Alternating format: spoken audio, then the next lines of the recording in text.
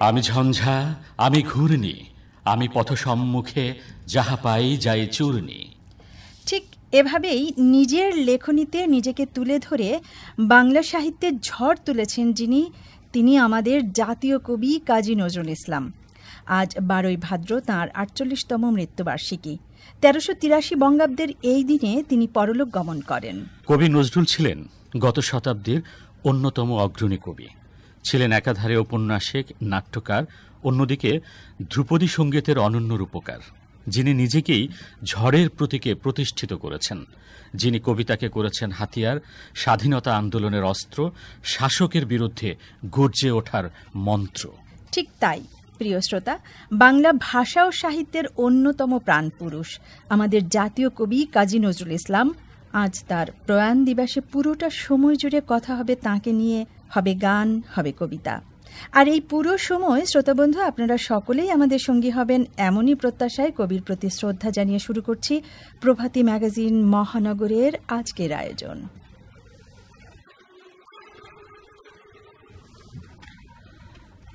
1306 বঙ্গাব্দের 11ই জ্যৈষ্ঠ, গ্রেগরিয়ান ক্যালেন্ডারের হিসাবে 1899 সালের 24শে মে ভারতের পশ্চিমবঙ্গের বর্ধমান জেলার চুরুলিয়া গ্রামে জন্মগ্রহণ করেছিলেন কাজী নজরুল ইসলাম।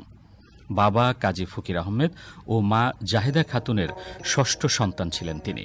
মাত্র 9 বছর বয়সে পিতৃহারা হন। পিতার মৃত্যুর পর পারিবারিক অভাব অনটনের কারণে তার শিক্ষা জীবন বাধাগ্রস্ত হয় এবং মাত্র 10 বছর বয়সে জীবিকা অর্জনের জন্য কাজে নামতে হয় তাকে। জীবিকার দায়ে শৈশবেই হাজি পালোয়ানের মাজারের সেবক, মসজিদের মুয়াজ্জিন, মক্তবের শিক্ষকতার কাজ করেন তিনি। এরপর 12 বছর বয়সে লেটো দলের সাথে যোগ দিয়ে গান রচনা আর বাদক হিসেবে কাজ করেন। সেখান থেকে বেরিয়ে যাবার পর কখনো হয়েছেন রেলগার্ডের খানসামা, কখনো বা রুটির দোকানের শ্রমিক। এভাবেই নানা রকম পেশায় নিয়োজিত থেকে শৈশব ও কৈশোর কেটেছে কবি কাজী নজরুল ইসলামের। জীবনের এই সংগ্রামী সময়ের মাঝেই 1909 সালে গ্রামের মক্তব থেকে নিম্ন প্রাইমারি পরীক্ষায় উত্তীর্ণ হন। এরপর 1914 সালে ত্রিশালের দরিরামপুর স্কুলে এবং পরের বছর 1915 সালে পশ্চিমবঙ্গের রানীগঞ্জ শেয়ারশোল রাজ স্কুলে 8ম শ্রেণীতে ভর্তি হন। এই স্কুল থেকেই 1917 সালে 10ম শ্রেণী প্রি টেস্ট পরীক্ষার সময় তিনি লেখাপড়া অসমাপ্ত রেখেই সেনাবাহিনীতে যোগ দেন। সেখান থেকেই প্রথম বিশ্বযুদ্ধে সৈনিক হিসেবে যোগ দেন তিনি। তারপর সৈনিক থেকে আসেন সাংবাদিকতায়, আর এসবের মধ্য থেকেই বিকশিত হতে থাকে তাঁর সাহিত্য প্রতিভা। সৈনিক হয়ে যেমন লড়েছেন, তেমনি সাধারণ জনগণ হিসেবেও ব্রিটিশ বিরোধী আন্দোলনের পথে নেমেছেন। শাসকের কোপানলে পড়েছেন, কারারুদ্ধ হয়েছেন, কিন্তু রুদ্ধ হয়নি তার কলম। সময় যত গড়িয়েছে তাঁর কলম আরও বেশি করে গর্জে উঠেছে।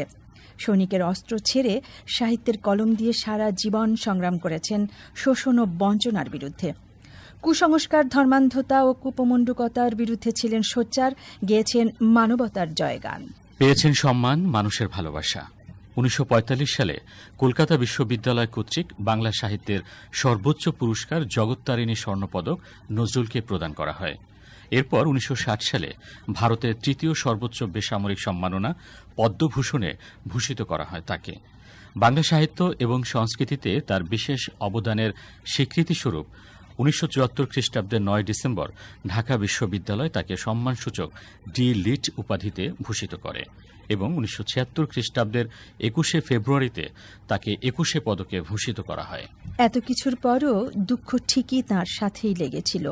মাকে হারিয়েছেন, স্ত্রী প্রমীলা দেবীকে হারিয়েছেন, সন্তানদের মৃত্যুও তাঁকে দেখতে হয়েছে। আর এমনই সব যন্ত্রণা সইতে সইতে একদিন নিজেই মানসিকভাবে হয়ে পড়েন অসুস্থ, হয়ে যান বাকশূন্য। কিন্তু ততদিনে তিনি বাঙালির হৃদয়ে নিজের আসনটি খুব পাকাপোক্তভাবেই তৈরি করে ফেলেছিলেন। আর তাই তো 1976 সালের আজকের এই দিনে চিরনিদ্রায় শায়িত হয়েও কবি কাজী নজরুল ইসলাম বাঙালির হৃদয়ে আজও চিরজাগরুক।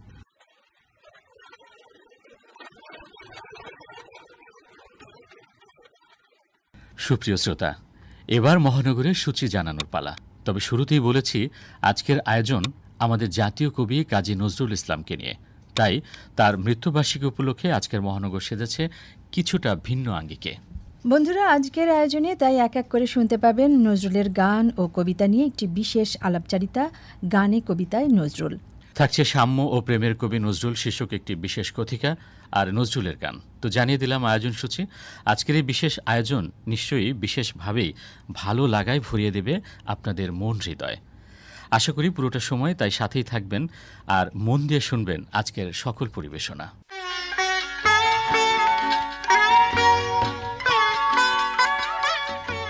প্রিয় শ্রোতা, কবি কাজী নজরুল ইসলামের ডাকনাম ছিল দুঃখু মিয়া। দুঃখ দারিদ্র্য ছিল যার নিত্য সঙ্গী, কিন্তু তার দারিদ্র্য তার সৃষ্টিকে আটকাতে পারেনি। তার দুঃসময়গুলো কখনো তাকে শুদ্ধ চিন্তা থেকে বিরত রাখতে পারেনি।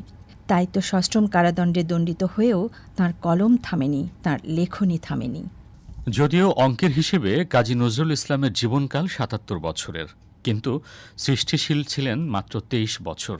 আর এই ২৩ বছরে সাহিত্য জীবনে তার বিপুল সৃষ্টিকর্ম বাংলা সাহিত্যের অমূল্য সম্পদ। সেই সাথে তার জীবনের প্রতিটি বাঁক যেন এক একটি সাহিত্য, এক একটি গল্প। ঠিক তাই বন্ধুরা, কবির জীবনের এমনই কিছু জানা অজানা গল্প তাঁর গান ও কবিতা নিয়ে প্রথম নিবেদন, বিশেষ আলাপচারিতা গানে কবিতায় নজরুল।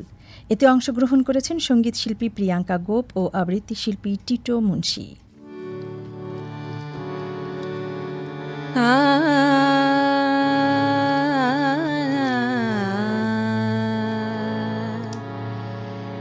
কেমনে রাখি আখি বাড়ি চাপিয়া, কেমনে রাখি আখি বাড়ি চাপিয়া, প্রাতে কোকিল কাঁদে নিশীথে পাপিয়া, প্রাতে কোকিল কাঁদে নিশীথে পাপিয়া, কেমনে রাখি আখি বাড়ি চাপিয়া।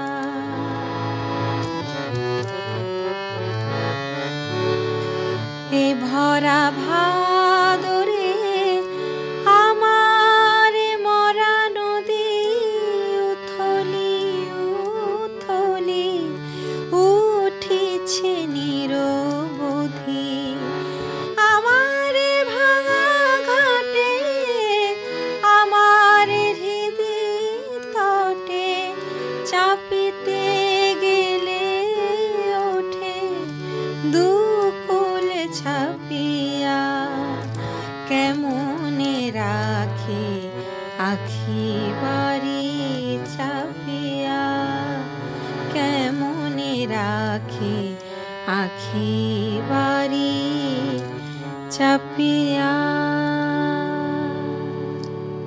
কি আশ্চর্য না, কবি কাজী নজরুল ইসলাম এই ভাদ্র মাসেই তো চলে গেলেন, এবং কিভাবে ভাদরের কথাগুলো বললেন, সেই দুঃখ, তার সে যাওয়ার কথা, সেই গানের ভিতরে উনি চলে যাবেন সেটা যেন উনি বুঝতে পেরেছিলেন। এবং সেটা এত কম সময়ের মধ্যে, যেমন 40-42 এই বছর, এই বয়সকালে মৃত্যু ভাবনা আসাটা কিন্তু খুব আশ্চর্যজনক।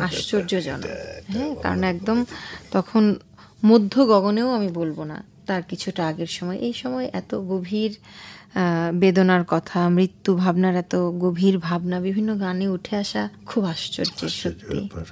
দেখেন, এই কবি কিন্তু আবার তার আগমনেরটাও কিন্তু উনি বুঝতে পেরেছিলেন। বলেছিলেন, ওই নূতনের কেতন উড়ে কালবৈশাখীর ঝড়, তোরা সব জয়ধ্বনি কর। এবং ধ্বংসের মাঝে, বিদ্রোহের মাঝেও নতুনের সূচনা, নতুন প্রাণের সঞ্চার, যেটা বলবো যে আবার আগমনী গান গাইছেন বিদায়ের মধ্যে। এই জিনিসগুলোকে এত সুন্দর করে উনি একটার সঙ্গে আরেকটার যৌক্তিকতা গান কবিতায় তুলে ধরেছেন। ওনার কাছে তো আসলে বিদায় বলে কিছু নেই, উনি সবসময় বিদায়ের ভিতরে আগমনের কথা দেখেছেন, শেষে সবসময় উনি শুরু দেখেছেন না, ধ্বংসের বুকে বাজুক মাতর সৃষ্টির নবপূর্ণিমা। এই জিনিসটা বিদায় ওনার কাছে, আসলে আমি ওনার কাছে বিদায়টা আমি মানতে চাই না। কবি কাজী নজরুল ইসলাম মানে সবসময় মানে জোশ, মানুষকে উজ্জীবিত করবে। তার সেই শুরু যে বা বিদ্রোহী কবিতা সবসময় তার সব জায়গাতেই।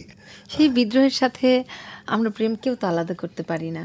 বিদ্রোহী কবিতার ভিতরে আছে যে আমি বন্ধন হারা কুমারীর বেণী তন্নি নয়নে বন্ধি, আমি সরসীর হৃদি সরসীজ প্রেম উদ্দাম আমি ধন্যী, আমি উন্মন মন উদাসীর, আমি বিধবার বুকে ক্রন্দন শ্বাস হাহুতাস আমি হুতাশীর, আমি বঞ্চিত ব্যথা পথবাসী চির গৃহহারা যত পথিকের, আমি অবমানিতের মরমে বেদনা বিষে জ্বালা প্রিয় লাঞ্ছিত বুকে গতি ফের, আমি অভিমানী চিরক্ষুব্ধ হিয়ার কাতরাতা ব্যথা শুনিবীর, চিত চুম্বন চোর কম্পন আমি থর থর থর প্রথম পরশ কুমারীর।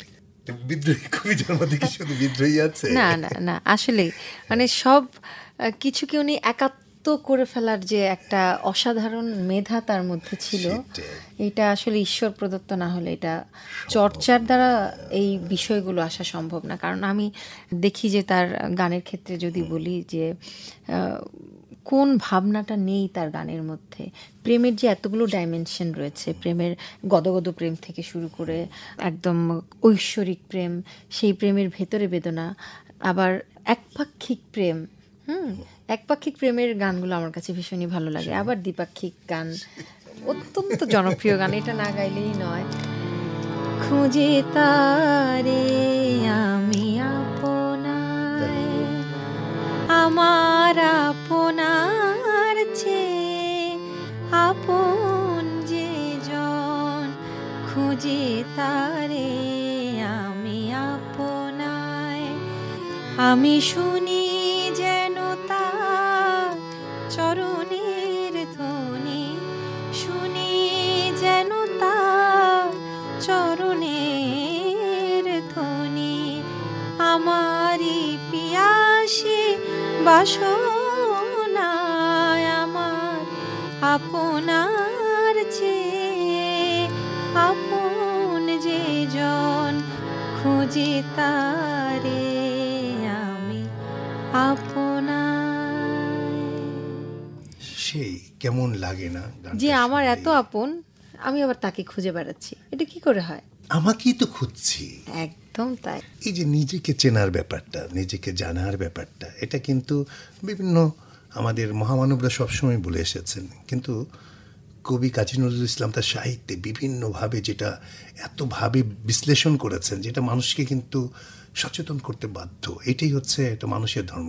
বলছেন উনি যে সৃষ্টি রয়েছে তোমা পানে চেয়ে, তুমিও আছো আঁখি বুঝে, স্রষ্টারে খোঁজো আপনারে তুমি আপনি ফিরেছ খুঁজে, ইচ্ছা অন্ধ আঁখি খোলো দেখো দর্পণে নিজ কায়া, দেখিবে তোমারই সব অবয়বে পড়েছে তাহার ছায়া, শিহুরি ওঠো না শাস্ত্রবিদের করুণা কবির ভয়, তাহারা খোদ প্রাইভেট সেক্রেটারি তো নয়, সকলের মাঝে প্রকাশ তাহার, সকলের মাঝে তিনি, আমারে দেখিয়ে আমার অদেখা জন্মদাতারে চিনি।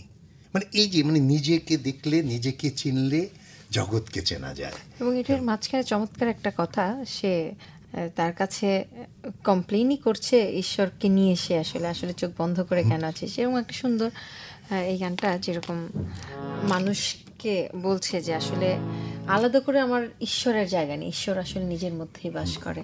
কোথা তুই খুঁজিস ভগবান, চেয়ে দেখ সে তোর মাঝে নয়, কোথা তুই খুঁজিস ভগবান, চেয়ে দেখ সে তোর মাঝে নয়।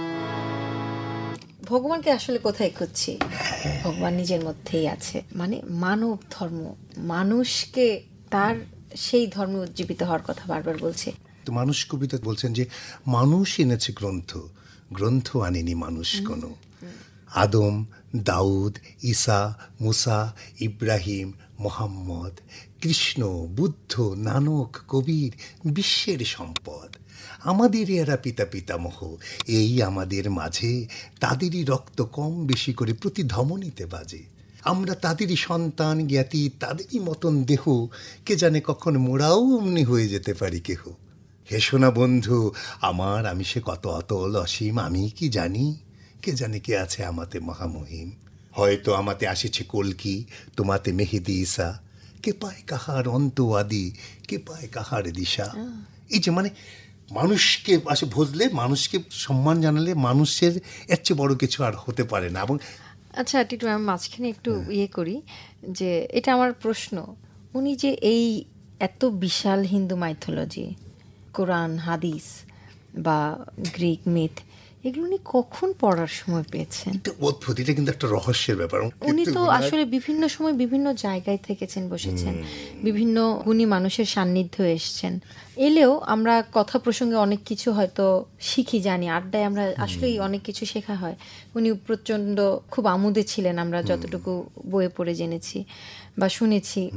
কিন্তু আমার প্রশ্ন একটা জায়গায়, যে কারণ উনি কবিতা গানে যেই বিশেষণ দিয়ে বা রূপক অর্থে বিভিন্ন জায়গায় নিয়ে এসছেন, বিশেষ করে পৌরাণিক বিষয়গুলো তো ওনার দ্রোহের গানগুলো, বিদ্রোহের কবিতা, এইগুলোতে খুব ভীষণভাবে উঠে এসেছে। তো এই জিনিসগুলো এত গভীরে পড়াশোনা শুধু পড়লেই হয় না, সেটা নিয়ে ভাবার ক্ষমতা বা শক্তি থাকতে হয়। এটা আমার একটা অনেক বড়, আমার কাছে মিস্ট্রি মনে হয়। সেটাই, মানে এই ব্যাপারটা আসলে এখন মানে গবেষকদের গবেষণা করা উচিত যে উনি কখন পড়েছেন, এবং এই যে পড়ার যে সময়টা, আমরা তো অনেক কিছুতে কর্মটা জানি, তার কি উনি সৃষ্টি করেছেন, কিন্তু উনি যে আহরণ করেছেন এটা নিয়ে একটা রিসার্চ হওয়া দরকার। এটা আমার অনেক করা উচিত, এটা আমি মনে করি। এটা নতুন যারা আসবে আমি মনে করি তাদেরকে রিকোয়েস্ট থাকবে। আমি এটুকু জানি উনি অসম্ভব মেধাবী ছিলেন। একবার যেটা পড়তেন ওটা দ্বিতীয়বার আমাদের যেমন কয়েকবার পড়তে হয়, শুনতেন, শ্রুতিধর, আমরা একবার শুনলেই তার যথেষ্ট, উনি মেমোরিতে এটা গেঁথে যেতেন। আমার নামগুলাও শুনছি, একবার শুনেই কিন্তু নাম বলতে পারতেন প্রত্যেকের, যেটা আমরা কিন্তু এখনো পারি না, কয়েকদিন দেখা হলে ভুলে যাই। মানে আমাদের কবি, আমরা যাকে এতভাবে মানে হৃদয়ে ধারণ করি, আমাদের যে কি যত্নে মানে আগলে রাখা উচিত আমাদের কবির এই অসাধারণ সব সৃষ্টিকে, অবশ্য কবিকেও। কারণ বাংলার এই ঋদ্ধ সাহিত্যে, গানে, কবিতায় অনেক বড় অবদান, এবং সব সময়কার জন্য আধুনিক ভাবনাধারার সৃষ্টি করেছেন কবিতা এবং গানের মধ্য দিয়ে। এটা কিন্তু সহজ সাধারণ মানুষের পক্ষে ব্যাখ্যা করা সম্ভব নয়। মানে আর এই যে সেটা শেষ সময় যেটা হয়ে গেল, নজরুল শেষটাও কিন্তু উনি বুঝতে পেরেছিলেন, যেটা বললাম প্রথমেই, ওনার যাবার বেলায় উনি চলে যাবেন, যদিও উনি চলে যাওয়া বলে উনি কোনো কিছু মানতেন না, কিন্তু তার ভিতরেও একটা ওনার ভাবনা ছিল ওনার গানে, ওনার কবিতাতেও, মানে শেষ দিকে সব মানে বোঝা গেছে যে আমি চলে যাব। আমি চিরতরে দূরে চলে যাব, তবু আমারে দেব না ভুলিতে। আমি বাতাস হইয়া জড়াইব কেশ, বাতাস হইয়া জড়াইব কেশ, বেনি যাবে যবে খুলিতে, তবু আমারে দেব না ভুলিতে। আমি চিরতরে দূরে চলে যাব, তবু আমারে দেব না ভুলিতে।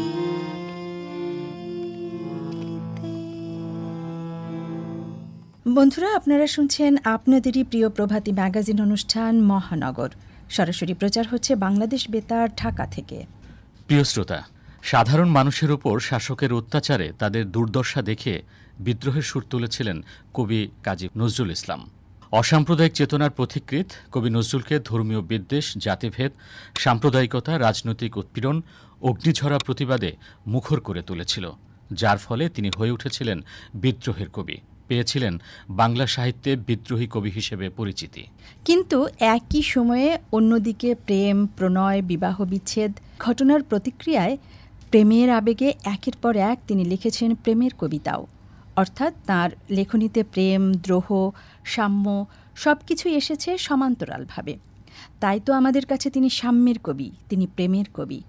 সাম্য ও প্রেমের কবি নজরুল এ নিয়ে এবার একটি কথিকা উপস্থাপন করছেন ঢাকা বিশ্ববিদ্যালয়ের বাংলা বিভাগের অধ্যাপক তারিক মঞ্জুর।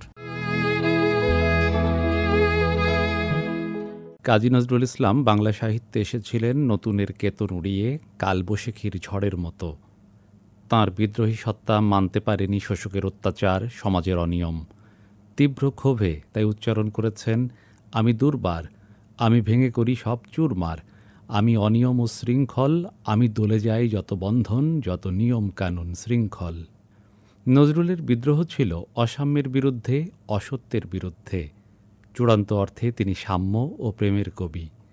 ব্রিটিশ উপনিবেশিত ভারতবর্ষে তিনি সর্বাগ্রে চেয়েছিলেন স্বাধীনতা। ধূমকেতু পত্রিকা প্রকাশের উদ্দেশ্যও ছিল তাই। তিনি লিখেছেন, সর্বপ্রথম ধূমকেতু ভারতের পূর্ণ স্বাধীনতা চায়। ভারতবর্ষের এক পরমাণু অংশও বিদেশির অধীনে থাকবে না। ভারতবর্ষের সম্পূর্ণ দায়িত্ব, সম্পূর্ণ স্বাধীনতা রক্ষা, শাসনভার সমস্ত থাকবে এদেশীয়দের হাতে। গানেও শুনিয়েছেন অনুরূপ কথা, আজি রক্ত নিশি ভরে, একিয়ে শুনিওরে, মুক্তি কোলাহলে বন্দি শৃঙ্খলে, ওই কাহারা কারাবাসে, মুক্তি হাসি হাসে, টুটেছে ভয় বাধা, স্বাধীন হিয়া তলে। কাজী নজরুল বিশ্ব মানবতার কবি হয়ে উঠেছিলেন।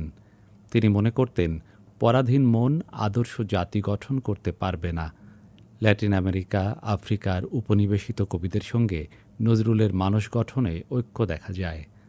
ধর্মের বিভাজন এবং জাতপাতের বিচার নজরুলকে কাঁদিয়েছে অনেকবার। ছুঁতমার্গ প্রবন্ধে লিখেছেন, মানুষ হইয়া মানুষকে কুকুর বিড়ালের মতো এত ঘৃণা করা মনুষ্যত্বের ও আত্মার অবমাননা করা নয় কি?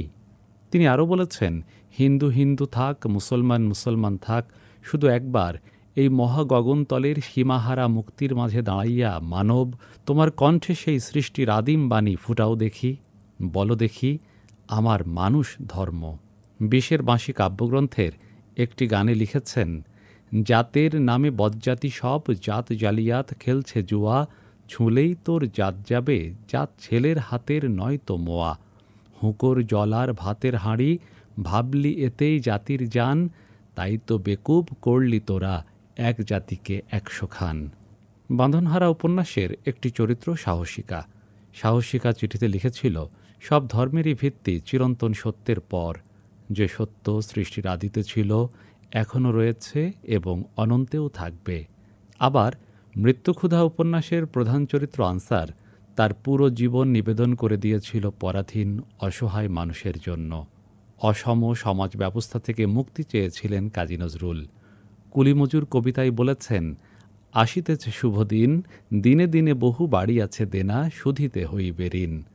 তারপর বলছেন, তুমি শুয়ে রবে তেতলার পরে, আমরা রহিব নিচে, অথচ তোমারে দেবতা মানিব, সে ভরসা আজ মিছে। নারী পুরুষের বৈষম্যও নাড়া দিয়েছে কবি নজরুলের বিদ্রোহী সত্তাকে। তাই নারী কবিতায় বলতে পেরেছেন, তাজমহলের পাথর দেখেছ, দেখিয়াছ তার প্রাণ, অন্তরে তার মমতাজ নারী, বাহিরেতে শাহজাহান। অথচ পুরুষতান্ত্রিক সমাজ ব্যবস্থা এই সাম্যাবস্থাকে নষ্ট করে ফেলেছে। এর থেকে মুক্তির পথ পুরুষ সমাজকে আবিষ্কার করতে হবে বলে তিনি মনে করেন। তাই লিখেছেন, নর যদি রাখে নারীরে বন্দি, তবে এর পর যুগে আপনারই রচা ওই কারাগারে পুরুষ মরিবে ভুগে। কাজী নজরুল ইসলামের সাহিত্যে বিদ্রোহের বহুমাত্রার সন্নিবেশ ঘটেছে। আমরা দেখলাম তার লেখায় প্রতিফলিত হয়েছে পরাধীনতার বিরুদ্ধে বিদ্রোহ, অত্যাচারীর বিরুদ্ধে বিদ্রোহ, ধর্মীয় বিভাজনের বিরুদ্ধে বিদ্রোহ, ধনী গরিবের ব্যবধান কিংবা নারী পুরুষের অসাম্যের বিরুদ্ধে বিদ্রোহ। এই সব কিছুর মূল কথা হল সমাজে সাম্য প্রতিষ্ঠা। আদালতের কাঠগড়াতে দাঁড়াতে হয়েছিল তাকে। রাজবন্দির জবানবন্দিতে তিনি উল্লেখ করেছেন, আমি সত্য প্রকাশের যন্ত্র। সে যন্ত্রকে অপর কোনো নির্মম শক্তি অবরুদ্ধ করলেও করতে পারে, ধ্বংস করলেও করতে পারে, কিন্তু সে যন্ত্রে যিনি বাজান, সে বীণায় যিনি রুদ্রবাণী ফোটান, তাকে অবরুদ্ধ করবে কে? নজরুল যথার্থই বিশ্বাস করতেন তার হাতে আছে ধূমকেতু। সেই ধূমকেতু ভগবানের হাতের অগ্নি মশাল হয়ে অন্যায় অত্যাচারকে দগ্ধ করবে, উদ্বোধন করবে মানবতার, যেখানে সাম্য ও প্রেম হবে চালিকা শক্তি। সুপ্রিয় শ্রোতা, কাজী নজরুল ইসলাম 3000-এরও বেশি গান রচনা করেছেন। যদিও শুরুর দিকে গান রচনায় বা সুর করায় তিনি কিছুটা উদাসীন ছিলেন, কিন্তু ধীরে ধীরে সেই গানের দিকেই তিনি সবচেয়ে বেশি মনোনিবেশ করেছিলেন। সে প্রসঙ্গে এক উদ্বোধনী অনুষ্ঠানে সভাপতির ভাষণে তিনি বলেছিলেন, সাহিত্যে দান আমার কতটুকু তা আমার জানা নেই, তবে এইটুকু মনে আছে, সঙ্গীতে আমি কিছু দিতে পেরেছি। সত্যি তাই। বাংলা সঙ্গীতকে তিনি সমৃদ্ধ করে গেছেন। তাঁর লেখনী, তাঁর সুর সৃষ্টি কিংবা নতুন রাগের উন্মোচনের মধ্য দিয়ে বাংলা গানেরই এক নতুন দিগন্ত খুলেছেন বিদ্রোহী কবি কাজী নজরুল ইসলাম। তাই তো তাঁর সময় থেকে শুরু করে আজও একইভাবে তাঁর গান আমাদেরকে বিমোহিত করে, সুরের মায়াজালে আবিষ্ট করে। হ্যাঁ বন্ধুরা, আয়োজনে এবার সেই বিপুল গানের ভাণ্ডার থেকে শোনাবো একটি গান সালাউদ্দিন আহমেদের কণ্ঠে। ফুলের জলসায় নীরব কেন কবি, ফুলের জলসায় নীরব কেন কবি, ভোরের হাওয়ায় কান্না পাওয়ায়, ভোরের হাওয়ায় কান্না পাওয়ায়, তব ম্লান ছবি নীরব কেন কবি, তব ম্লান ছবি নীরব কেন কবি, ফুলের জলসায় নীরব কেন কবি।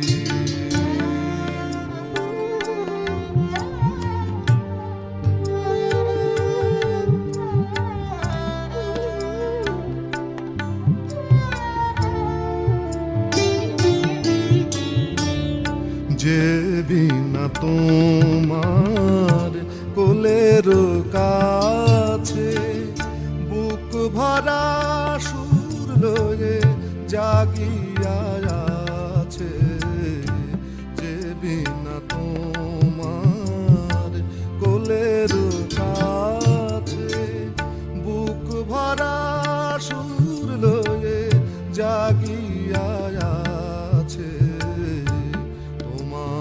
পরশে ছড়া খরশে, তোমার পরশে ছড়া খরশে, আকাশে বাতাসে তার সুরের সুরতি, নীরব কেন কবি, নীরব কেন কবি, ফুলের জলসায় নীরব কেন কবি। বাংলা সাহিত্যে জাতীয় কবি কাজী নজরুল ইসলামের আগমন একজন পীরের মতোই। তার কবিতা, গান, উপন্যাস ও গল্পে বাঙালি জেনেছে বীরত্বের ভাষা। তিনি মনের আবেগে লিখেছিলেন, আমি চিরতরে দূরে চলে যাব, তবু আমারে দিব না ভুলিতে। সত্যি কবি চলে গেছেন দূরে চিরতরে, কিন্তু এখনও রয়েছেন আমাদের অন্তরে।